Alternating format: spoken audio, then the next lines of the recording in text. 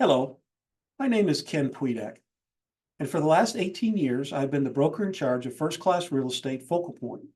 We are headquartered in Greenville, South Carolina, and we serve the 15 counties that comprise western upstate South Carolina. And today I'd like to show you how we take your home to market.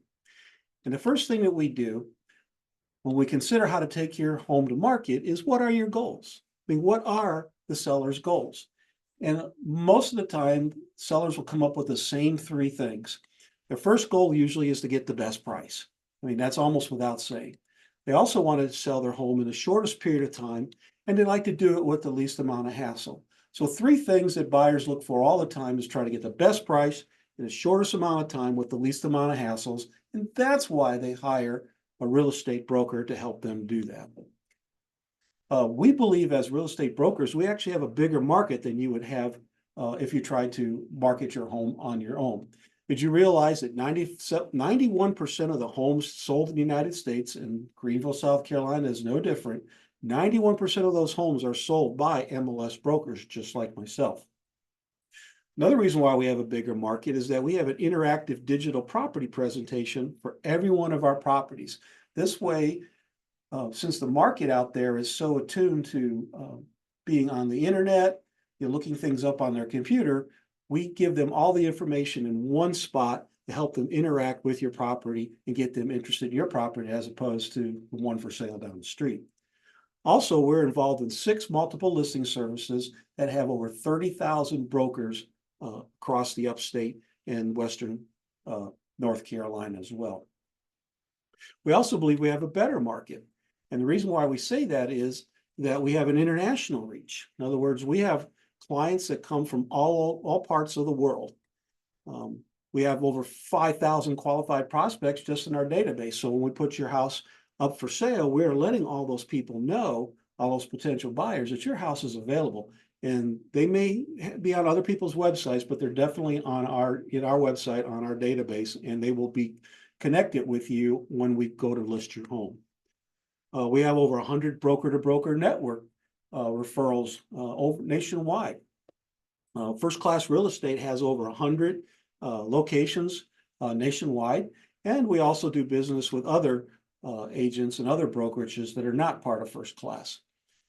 We reach over, talking about social media, we reach over 1 million social media contacts every week with our listings. So you list your property, at least 1 million people over a short period of time are going to see your listing on our social media contacts.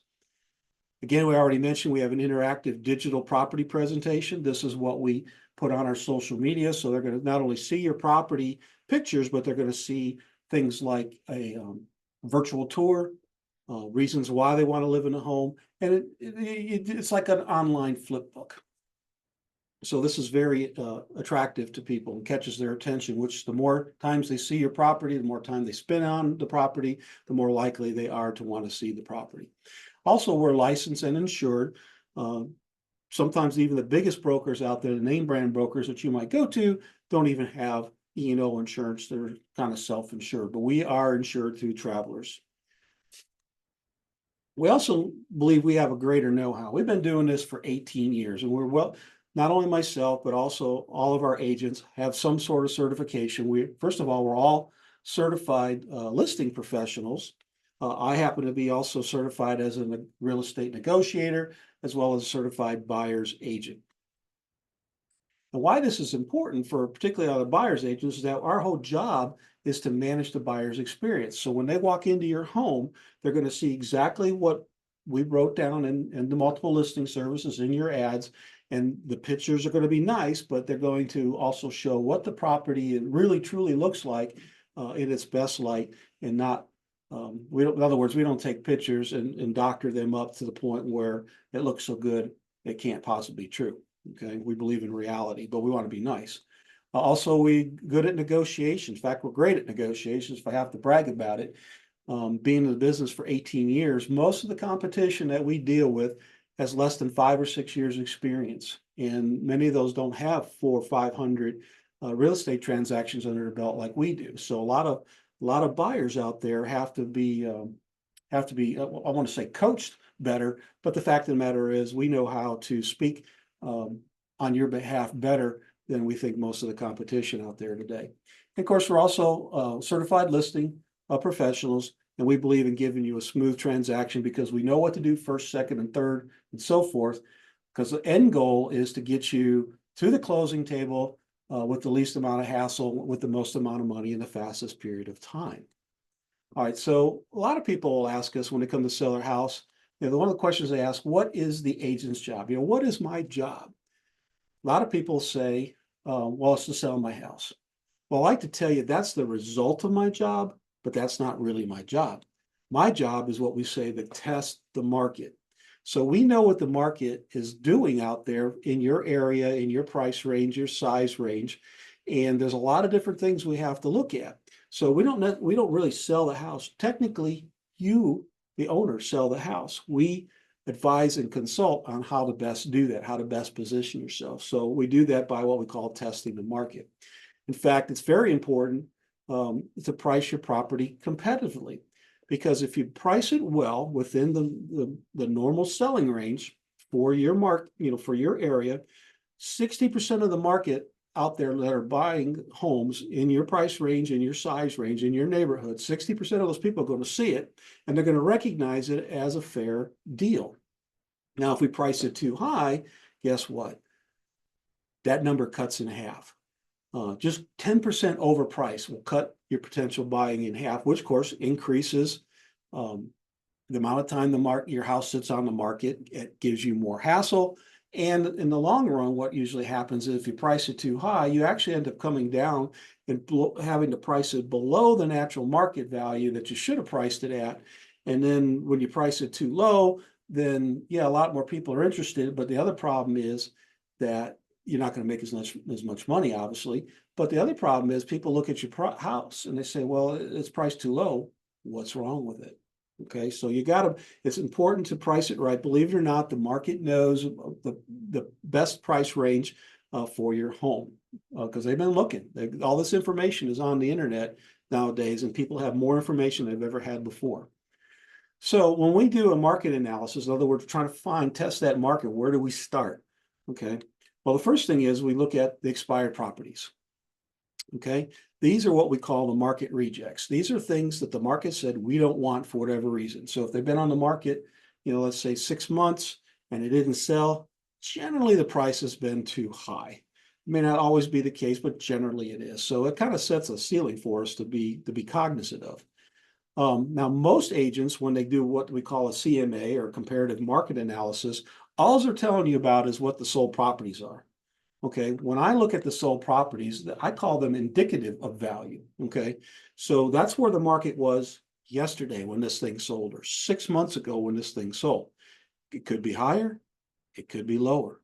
Okay, now the main thing that we put our emphasis on when we look at what's going on in the market today is the active properties.